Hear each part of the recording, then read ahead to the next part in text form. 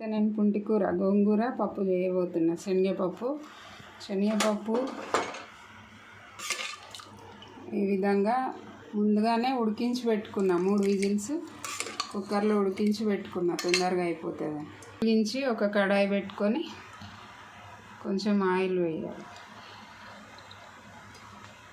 Oil వేసి జీలకర్ర వేయాలి, కొంచెం ఉల్లిపాయ ముక్కలు వేసుకోవాలి, కరివేపాకు వేసుకోవాలి, అల్లం వెల్లుల్లి పేస్ట్, కొంచెం పసుపు వేసుకోవాలి.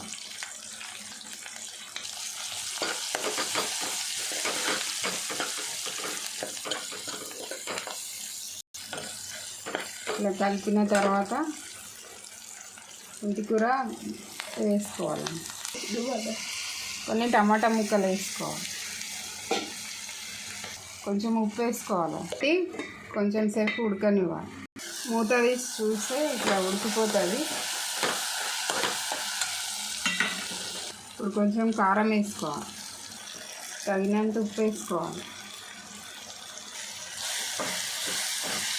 కొంచెం మంచిగా కలుపుకోవాలి, అంటే కారం అంతా కలిసి పెట్టుకున్న శనగపప్పు నీళ్ళతో సహా ఇంట్లో వేసేసుకోవాలి.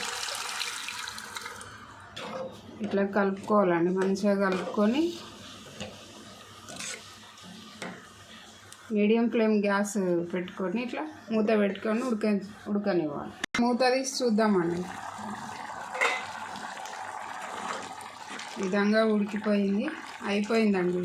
గోంగూర పప్పు, పుంటికూర పప్పు ఏదైనా అనుకోవచ్చు. మా సైడ్ అయితే పుంటికూర అంటారు.